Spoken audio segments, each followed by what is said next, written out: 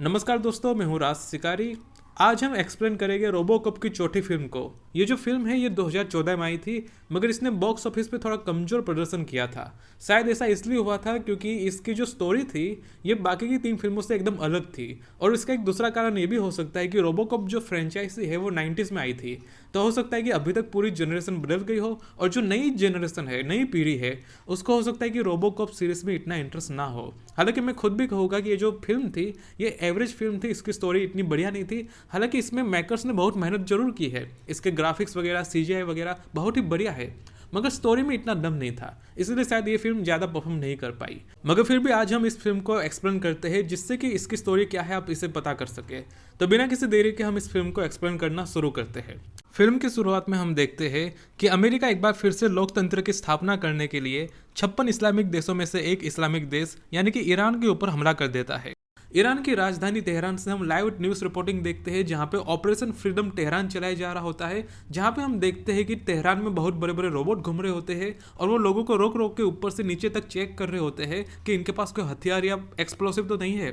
तभी हम देखते हैं कि तीन लोग अब्दुल, राशिद और जमाल, ये तीनों आत्मघाती हमलावर बन के रोबोट पे हमला कर देते हैं और इस तरीके से वहां पे रायता फैलना शुरू हो जाता है। You'll notice children in the streets as well. This is everyday life happening in perfect harmony.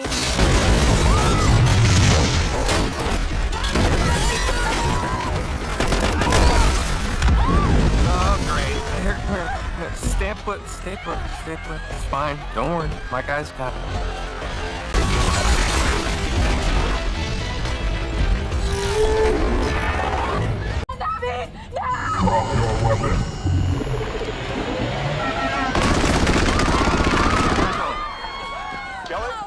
ये सीन यहीं पे खत्म होता है। अब फिल्म शुरू होती है मेन रूप से। यहाँ पे हम देखते हैं कि अमेरिका के सेनेट में बहुत ही बड़ा डिस्कशन चल रहा होता है, जहाँ पे जो कंपनी के लोग होते हैं, ओमनीकॉप कंपनी के लोग होते हैं, वो कहते हैं कि हम रोबोट को पुलिस की जगह पे रखना चाहते हैं। मगर जो सेनेट के लोग होते हैं वो कहते हैं कि रोबोट एक बेवकूफ़ मशीन होती है जिसके पास ना तो दिमाग होता है, ना तो इमोशन होते हैं, ना तो सोचने समझने की कोई शक्ति होती है। इसलिए हम रोबोट को हाथ में कानून नहीं दे सकते, क्योंकि रोबोट को किसी चीज़ से कोई फर्क पड़ता ही नहीं है। अगर वो किसी बच्चे को मारेगा, बूढ़े को मारेगा, महिला को मारेगा, उसे किसी चीज़ की कोई चिंता की जरूरत नहीं है। आप उस पर कोर्ट ट्रायल भी नहीं कर सकते, और इसलिए वो लोग रोबोट को पुलिस का दर्जा देने से मना कर देते हैं। जिसके बाद जो कंपनी के लोग होते हैं वो कहते हैं कि अगर आप रोबोट को नौकरी पे नहीं रख सकते तो कोई बात नहीं, हम साइबोर्ग बना देते हैं। जो साइबोर्ग होगा उसके अंदर मनुष्य का दिमाग होगा, इसलिए वो सोच सकेगा, विचार कर पाएगा, इमोशनल भी होगा और डिसीजन मेकिंग करके अपना ऑपरेशन पूरा करेगा। तो इसलिए आप एक साइबोर्ग को तो नौकरी पर रख सकते हैं। जिसके बाद ये सीन यहीं पे खत्म हो जाता है। तो अब से यहाँ पे फिल्म में हम मेन कैरेक्टर का इंट्रोडक्शन करते हैं जिसका नाम है एलेक्स मर्फी। तो जो एलेक्स मर्फी होता है वो एक पुलिस ऑफिसर होता है और ये पुरानी फिल्मों से एकदम अलग होता है। ये एक न्यू आदमी होता है, न्यू कैरेक्टर होता है। तो एक दिन हम देखते हैं कि वो अपनी बीवी के साथ लेने देने का हिसाब कर रहा होता है, मगर तभी उसकी कार में अलार्म बज रहा होता है। तो वो जो कार के पास जाता है अलार्म बंद करने के लिए, तभी उस कार में धमाका हो जाता है और वहाँ पे एलेक्स मर्फी उछल के दूर पड़ जाता है घायल होने के बाद। जिसके बाद जो डॉक्टर होते हैं, डॉक्टर कहते हैं कि एलेक्स अगर जिंदा भी रह जाएगा तो उसकी ज़िंदगी बहुत ही बर्बाद होगी, बहुत ही बेकार होगी, इसलिए अगर अच्छा रहेगा कि हम इसे साइबोर्ग बना दें। तो जो एलेक्स की वाइफ होती है वो परमिशन दे देती है एलेक्स को साइबोर्ग बनाने के लिए। तो आगे हम देखते हैं कि जो एलेक्स होता है वो अब साइबोर्ग बन चुका होता है, एक तरीके से रोबोकॉप ही बन चुका होता है एलेक्स। मगर जब एलेक्स को होश आता है तो एलेक्स पूरी तरीके से हैरान हो जाता है, उसे पता नहीं होता कि उसके साथ क्या हुआ है। जिसके बाद वो कंपनी में से भाग निकलता है क्योंकि वो बिल्कुल भी मशीन बनना नहीं चाहता, वो जिंदा मनुष्य रहना चाहता है। मगर जो कंपनी के लोग होते हैं वो उसे भागता हुआ देख के उसका जो मेन सर्किट होता है उसे बंद कर देते हैं। जिसके बाद जो एलेक्स होता है वो धड़ांक से नीचे गिर जाता है और फिर आखिर में कंपनी वाले उसे वापस लेके आते हैं कंपनी के अंदर, जहाँ पे कंपनी के लोग उसे बताते हैं कि तुम्हारा जो पूरा शरीर है वो जा चुका है, हमारे पास केवल तुम्हारा दिमाग है और तुम्हारे लंग का हिस्सा है जिससे कि तुम जिंदा रह सकते हो सांस लेने के बाद। यानी कि अगर तुम्हें जिंदा रहना भी है तो तुम्हें मशीन के अंदर ही रहना पड़ेगा। ये सीन यहाँ पे खत्म हो जाता है। जिसके बाद हम देखते हैं कि रोबोकॉप पे बहुत सारे एक्सपेरिमेंट और टेस्ट करने के बाद आखिर में रोबोकॉप को पुलिस के तरीके से शहर में कानून की रक्षा करने के लिए उतार दिया जाता है, जहाँ पे हम देखते हैं कि रोबोकॉप बहुत ही मेहनत करके बहुत ही बढ़िया काम करता है और बहुत सारे अपराधियों को पकड़ लेता है।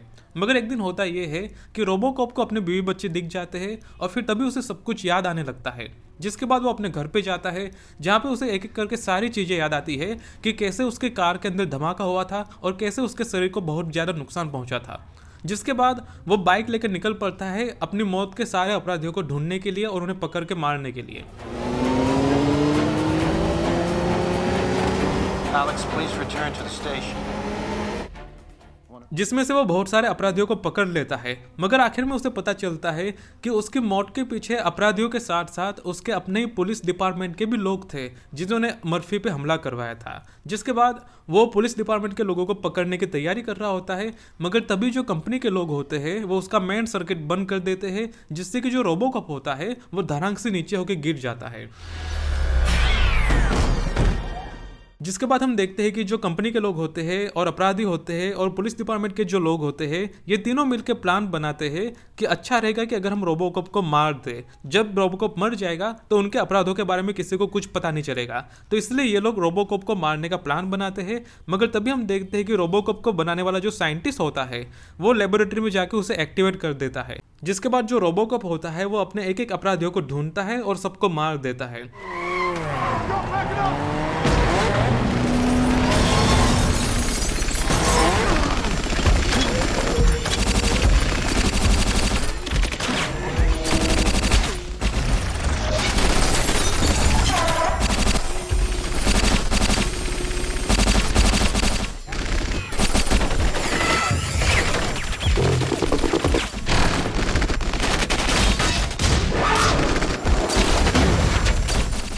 और आखिर में हम देखते हैं कि रोबोकॉप बहुत घायल हो चुका होता है।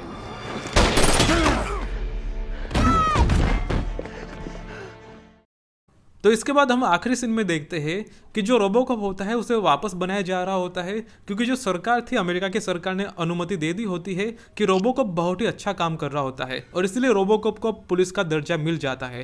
तो अब जो रोबोकॉप है वो एक पुलिस अधिकारी की तरह है और वो पुलिस की तरह ही काम करेगा। जिसके बाद ये जो फिल्म होती है वो खत्म हो जाती है। तो अगर आपने ये फिल्म यहाँ तक देखी है, अगर आपने इस वीडियो को यहाँ तक देख लिया है, तो मैं समझता हूँ कि आपको वीडियो जरूर अच्छा लगा होगा। तो प्लीज़ हो सके तो चैनल को जरूर सब्सक्राइब कर दे, जिससे कि मुझे भी 2 पैसे की इनकम हो सके। सो इट इज मी राज शिकारी साइनिंग ऑफ।